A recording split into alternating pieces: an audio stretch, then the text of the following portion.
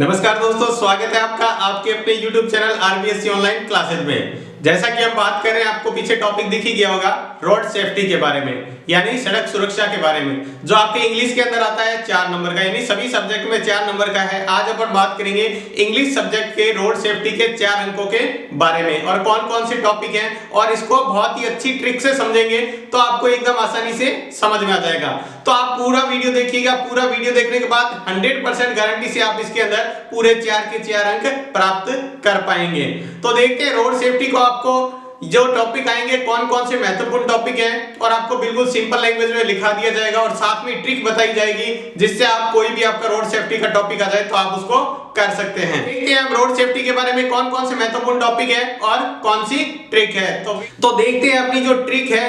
अगर आप इस वीडियो को पूरा देखोगे तो आपको निश्चित ही ये रोड सेफ्टी वाला जो मार्क्स है आपका 4 का 4 पूरा मिलेगा, अगर आप इसको पूरा देखते हैं। तो अपन देखेंगे सबसे पहले रोड सेफ्टी की ट्रिक क्या है, उसको ट्रिक से कर रहे हैं। तो देखते हैं कौन सी ट्रिक से अपन करेंगे। देखो, आपको 3 दिए हुए सबसे इंपॉर्टेंट जो टॉपिक है, the importance of traffic light, उसके बाद है the importance of traffic rule और the lane discipline. Lane discipline का मतलब क्या होता है, आपके रोड के बीच में जो लाइन देखते हैं व्हाइट कलर की लाइन, उसके मतलब क्या होता है। ठीक है, एक बीच में लाइन होती है, उसके बाद आपको साइड बाय साइड देखते हैं, वो उसका मतलब क्या होता है, तो उसके बारे में। तो देखते हैं एक एक करके, आपको ट्रिक देखी जा रही है। ट्रिक के ये समझ में आ जाए, आपका कोई सा भी आ जाए इनमें से आप आसानी से कर पाओगे। ठीक है, तो देखते हैं सबसे पहले आपको दिया हुआ है ट्रैफिक लाइट, यहाँ लिखा हुआ है, उसके बाद लिखा है क्रिएट सेफ्टी ऑफ व्हीकल्स, यानी ट्रैफिक लाइट क्या करता है, सेफ्टी क्रिएट करता है व्हीकल्स की, यानी जो भी व्हीकल्स है उसकी सेफ्टी क्रिएट। तो आपको करना क्या है, इन तीनों टॉपिक में से आपको यही टॉपिक आपको उठा के रखना है यहाँ पे।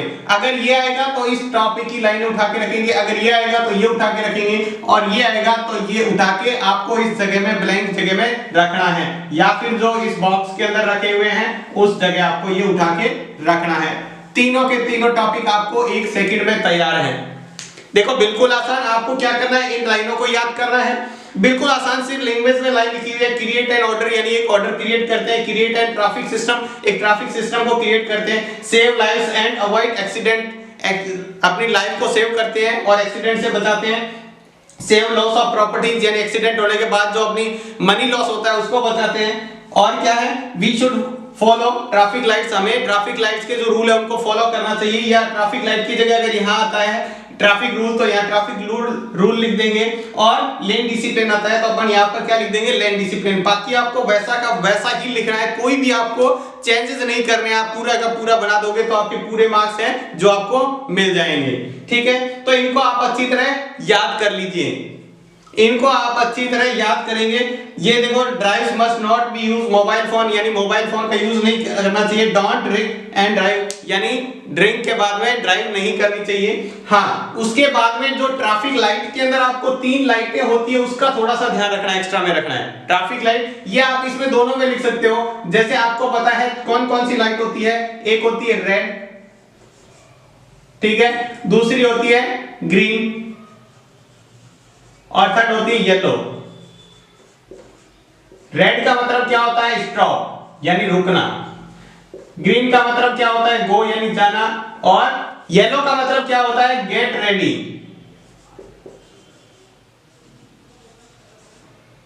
Get ready. तो ये तीनों भी आप इसके अंदर लिख देंगे। तो देखो, आपको इसको लिखना होता है अबाउट 6 से 8 लाइन तक। 6 से 8 लाइन का लिखते हैं तो पूरे 4 अंक मिलते हैं। तो इनको आप लिख देंगे तो गारंटी के साथ आपको पूरे नंबर मिलेंगे।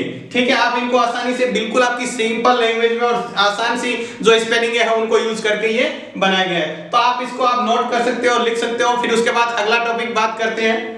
इसके बाद अगला देखते हैं जो इसके अंदर आ सकता है, कार पुलिंग। कार पुलिंग का मतलब क्या होगा, देखो इसके अंदर आपको पिक्चर भी आ सकती है, जैसे पीछे वाला था। तो मान लो आपको उसके अंदर 3 ट्रैफिक लाइट का फोटो दे रखा है, तो अपन वो लिख सकते हैं ट्रैफिक लाइट वाला। ठीक है, तो और मान लो अगर कोई रोड क्रॉस कर रहे हैं या गाड़ी दी हुई है, लाइन टू लेन चल रही है, ठीक है, तो आप वो आज लिख सकते हैं ट्रैफिक रूल के बारे में। और रोड की 3-4 लाइनें आपको दिखा रखी है तो लेन डिसिप्लिन के बारे में लिख सकते हैं।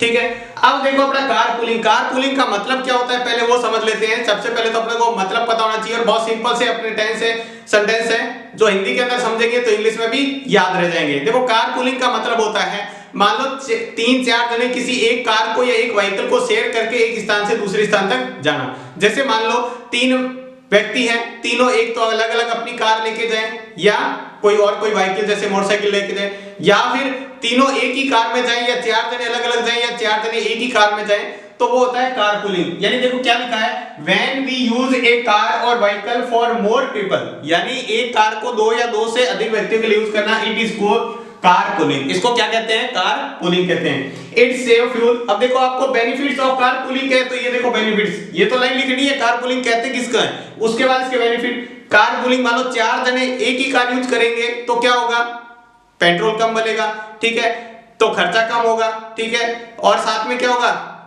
अगर 4 जने बच जाते हैं तो चारों को क्या रहता है, ड्राइविंग की स्ट्रेस रहती है, उसको भी ड्राइविंग करनी, चारों को अलग अलग ड्राइविंग करनी पड़ती है। अब एक का ही ड्राइविंग करनी पड़ रही है तो यानी जाते एक जगह से दूसरी जगह जाते हैं, टोल टैक्स भी लगता है, तो अपन क्या कर सकते हैं, फ्यूल को बचा सकते हैं, टोल टैक्स को बचा सकते हैं, एंड स्ट्रेस ऑफ ड्राइविंग से जो स्ट्रेस होता है अपने को, जो थकान होती है, उससे बच सकते हैं। We can share a car if 4 place people go to the same workplace, यानी 4 व्यक्तियों को अगर एक ही जगह जाना है तो वो एक कार यूज करके जा सकते हैं, ठीक है। It is used to keep our environment free from pollution. इससे क्या होगा, अब 4 व्हीकल जाते हैं, 4 गाड़ियां जाती हैं तो पोल्यूशन ज्यादा होता है, यहाँ पोल्यूशन भी क्या हो रहा है, कम हो रहा है। It save from getting rush of traffic on road, यानी अगर 4 कारें जाती तो ट्रैफिक बढ़ता है, ऐसे 4-4 करते कितने लोग व्यक्ति जाते हैं, तो इससे क्या होता है, 4-4 कारें अगर कम करने से भी क्या होता है, रोड पर ट्रैफिक भी कम होता है। रश का मतलब क्या होता है, ट्रैफिक, जो भीड़ भाड़ होती है वो भी क्या हो जाता है,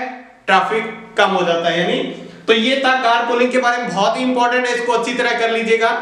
इसके बाद देखो अगला जो इंपॉर्टेंट टॉपिक है वो अपना वो है एलिजिबिलिटी फॉर लर्नर लाइसेंस, यानी जो लर्नर लाइसेंस बनाते हैं, जो अपना लाइसेंस बनता है उसमें पहले एक लर्नर लाइसेंस बनता है, यानी जिसको कहते हैं टेम्परेरी लाइसेंस, वो बनाया जाता है, फिर उसके बाद अपना परमानेंट लाइसेंस बनता है। तो जो लर्नर लाइसेंस होता है इसकी क्या एलिजिबिलिटी होनी चाहिए, ठीक है, उसकी पात्रता क्या होनी चाहिए, किसको मिल सकता है, तो उसके बारे में देखते हैं। तो पहला रूल है एज एलिजिबिलिटी फॉर 4 व्हीलर। जो 4 व्हीलर होते हैं लाइट 4 व्हीलर होते हैं, यानी जो छोटे वाहन होते हैं 4 चक्कों, 18 साल होनी चाहिए, उनके लिए कितनी होनी चाहिए, 18 ईयर, ठीक है। उसके बाद एज एलिजिबिलिटी फॉर 2 व्हीलर, यानी जो 50 सीसी के इंजन होते हैं उनकी एज कितनी होनी चाहिए, 16 साल, कम से कम कितनी होनी चाहिए, 16 साल या उससे ज्यादा, ठीक है। और मदर और या कहते हैं पेरेंट्स की एग्री से ही उनका बनता है। उसके बाद है as eligibility for commercial vehicle.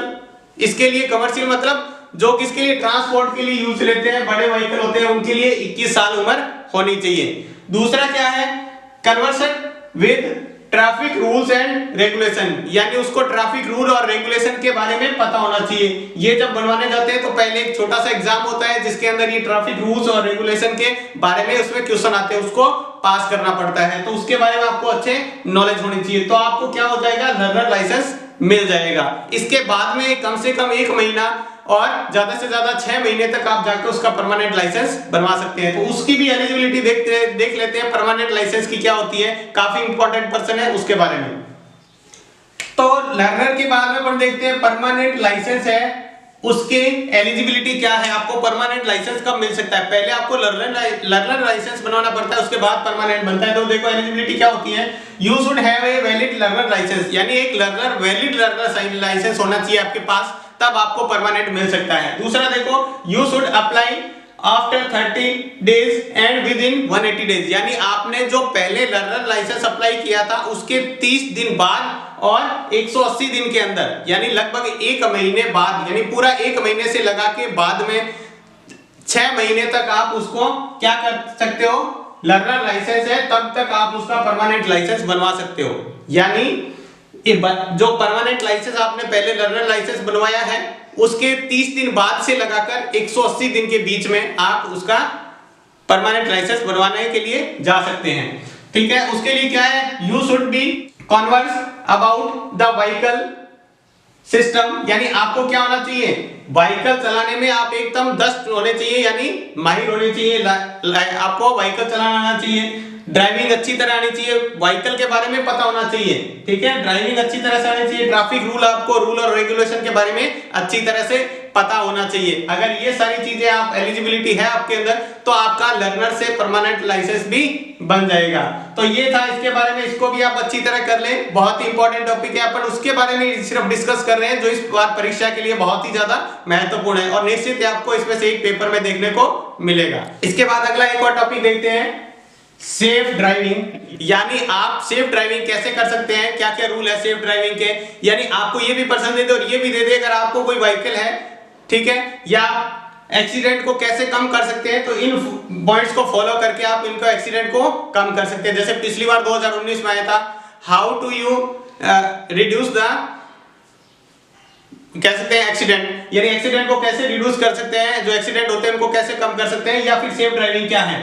तो देखो सेफ ड्राइविंग यानी आपके जो रूल है उनको फॉलो करना। तो देखो यूज हॉर्न, अगर आपको किसी को ओवरटेक वगैरह करना है तो हॉर्न का यूज करना। Driving in speed limit, limit driving बहुत ज्यादा हाई स्पीड में नहीं चलाना चाहिए। यूज इंडिकेटर, इंडिकेटर का यूज करना चाहिए। पुट ऑन सीट बेल्ट, यानी कार वगैरह चलाते समय सीट बेल्ट का यूज करना चाहिए। डोंट यूज मोबाइल फोन, गाड़ी चलाते वक्त मोबाइल का यूज नहीं करना चाहिए। डोंट गॉसिप, यानी किसी से बातचीत हंसी मजाक वगैरह नहीं करना चाहिए, सीरियस होकर गाड़ी चलाना। Follow the traffic rules and light, traffic rule का और ट्रैफिक लाइट का अपने क्या करना चाहिए, फॉलो करना चाहिए उनको। उसके बाद follow the lane driving. Lane driving का मतलब क्या होता है, जैसे मान लो ये रोड है, ठीक है, बीच में ये डिवाइडर है, इसके बाद ऐसे होता है 4 लाइन इधर 4 लाइन इधर। देखो यहां पर वो गाड़ियां चलती है जैसे कार वगैरह बहुत ज्यादा हाई स्पीड में चलते हैं, ठीक है। उसके बाद यहां पर बस वगैरह जो होती है वो यहां चलती है। तीसरी में जो बहुत ज्यादा लोड होते हैं, ट्रक वगैरह लोडेड, वो यहां चलते हैं। और यहां पे जो हो गया बाइक हो गई, साइकिल वगैरह यहां पर चलते हैं, ठीक है। तो ये होता है लेन डिसिप्लिन, ठीक है। बीच में ये डिवाइडर हो गया, इसी तरह एक तरफ इधर जाने वाले तो दूसरी तरफ इधर जाने वाले, 4 लाइन ऐसे होता है। बहुत ज्यादा हाई स्पीड, उसके बाद उससे कम स्पीड, यहाँ जो ओवर लोड वगैरह जो लोडिंग होती है वो, और ये साइकिल के लिए। तो ये देखो आपके जो रूल थे सेफ ड्राइविंग के, क्या क्या रूल है उसके बारे में देखा आपने। सेफ ड्राइविंग में क्या क्या रूल अपने को ध्यान रखने हैं इसके बारे में। तो ये सिंपल सा था, छोटे छोटे टॉपिक आपको बना के बताए और बहुत ही, अगर आप इन पॉइंट्स को ऐसे लिखते हो तो अच्छे अंक प्राप्त कर सकते हैं। तो इसका भी आप स्क्रीनशॉट ले सकते हो या लिख सकते हो। इसके बाद जो अगला इंपॉर्टेंट टॉपिक है वो है the use of mobile phones while driving. Driving phone use कर, मोबाइल मतलब मोबाइल का ड्राइविंग के समय यूज। तो देखो अगर आपको कोई भी टॉपिक आपको स्पीच के बारे में कह दे, यानी इसके ऊपर स्पीच बोलना है, तो 2 बातों का ध्यान रखना है यहाँ पे। एक तो आप सबसे पहले लिखेंगे गुड मॉर्निंग एवरीबॉडी, ठीक है, ये सेम का सेम। उसके बाद लिखेंगे आई, फिर उसका नाम, जो खुद का नाम है वो नाम लिखना है यहाँ पे, ठीक है। Of class 10 I am going to speak on, यहाँ पर जो इस टॉपिक के बारे में आपको स्पीच बोलना है उसका नाम लिखेंगे। टॉपिक, जो टॉपिक है वो यहां पर लिखेंगे। अगर आपको स्पीच का कह दे तो ये थोड़ा सा एक्स्ट्रा लिखना है, ठीक है। फिर से यहां टॉपिक का नाम लिखेंगे, ठीक है। स्पीच के बारे में कहें तो फिर अपना टॉपिक लिखना स्टार्ट कर देंगे। जो पहले वाले लिखे हैं वो भी सारे इसी तरह करने हैं। तो देखो मोबाइल फोन के बारे में आपको पता है मोबाइल फोन का यूज नहीं करना चाहिए। तो ये लिखा है we should not use mobile phone while driving, यानी ड्राइविंग करते हुए मोबाइल का यूज नहीं करना चाहिए। Drivers may lose control over the vehicle, जिससे क्या होता है अपना जो कंट्रोल है, जो व्हीकल पर अपना कंट्रोल होता है वो उतना कंट्रोल नहीं रहता। We may meet with an accident, accident हो सकता है किसी के साथ अपने चलाते हुए, ठीक है। The additional drivers, the additional device of the mobile phones are more harmful, जो मोबाइल के जैसे और भी डिवाइसेज हैं वो क्या है, बहुत ही ज्यादा हार्मफुल है यहाँ पे। The reduce of the